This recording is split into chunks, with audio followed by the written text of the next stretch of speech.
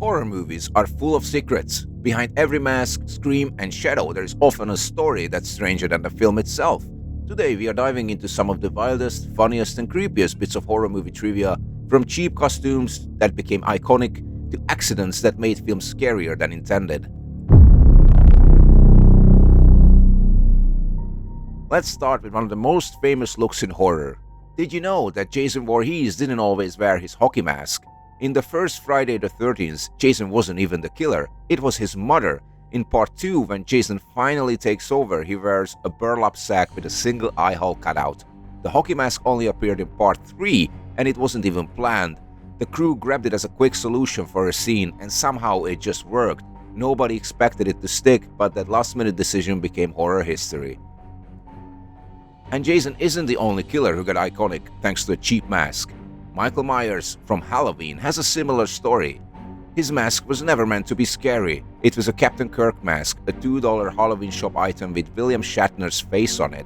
The filmmakers painted it white, cut the eye holes wider, and messed up the hair. Suddenly, it wasn't Captain Kirk anymore. It was a blank, expressionless face that somehow became one of the most terrifying images in horror. Two of horror's biggest icons, Jason and Michael, owe their looks to pure chance and a little bit of low-budget creativity. But sometimes, instead of props being fake, they were all too real. Take Poltergeist for example. In the famous pool scene, actress Jo Beth Williams is dragged down into the muddy water, surrounded by skeletons. You would assume they are fake, right? Nope. They were real human skeletons. At the time, it was actually cheaper to buy genuine medical skeletons than to manufacture realistic plastic ones.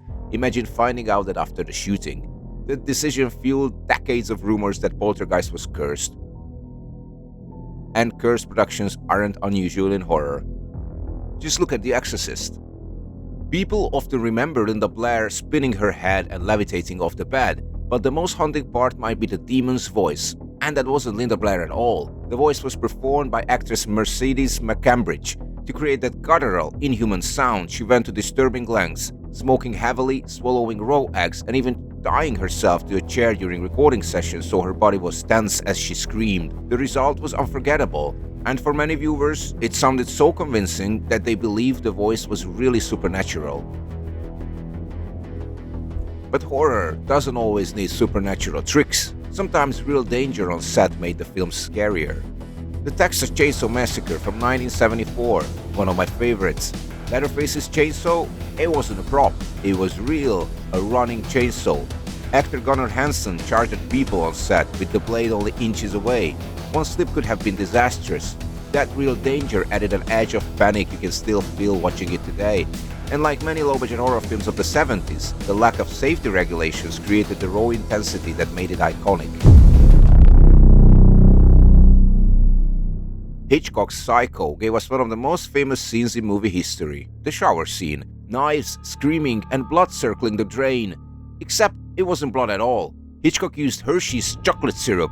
Since the film was shot in black and white, the syrup had a perfect look and thickness. It poured slowly, it looked dark on film, and it gave audiences nightmares. Horror sweetened with chocolate. And Hitchcock wasn't the only director forced to improvise. Sometimes broken equipment led to creative genius. Steven Spielberg's Jaws was supposed to show us a giant, terrifying shark. The problem? The mechanical shark almost never worked. It broke down constantly, sinking when it wasn't supposed to, jamming when it needed to move. Spielberg had no choice but to suggest the shark instead of showing it, using John Williams' score, quick glimpses, and clever editing. Ironically, the broken shark made the film much scarier. Audiences feared what they couldn't see. But while Spielberg was hiding his monster, some filmmakers were throwing their actors right into it. In the Blair Witch Project, the actors weren't just acting scared in the woods, they really were. The directors left them GPS coordinates and hid notes in film canisters, telling them where to go and what to do next. The actors never knew what was coming. They were cold, tired, hungry, and genuinely frightened most of the time. That authenticity is why the film still feels so raw, and why audiences weren't sure if it was fiction or reality when it first came out. And speaking of raw performances, few actors went as far as Sissy Spacek in Carrie. For the prom scene in Carrie, Spacek was drenched in pig's blood, but what made it legendary was her dedication. She refused to wash it off between takes. For 3 full days, she ate, slept, and worked while sticky and miserable, just to keep the continuity right. That kind of commitment gave the finale its haunting power and cemented Carrie as one of Stephen King's greatest adaptations. And finally, let's talk about Scream. Ghostface's phone calls are unforgettable, but what made them truly terrifying is that the actors had no idea who was speaking. Wes Craven kept voice actor Roger L. Jackson hidden from the cast. They only heard his voice over the phone, whispering threats. Their reactions weren't just performances, they were genuine fear. From broken sharks to chocolate blood, from cheap masks to real skeletons, horror movies are built on strange accidents, wild improvisations, and a little bit of madness.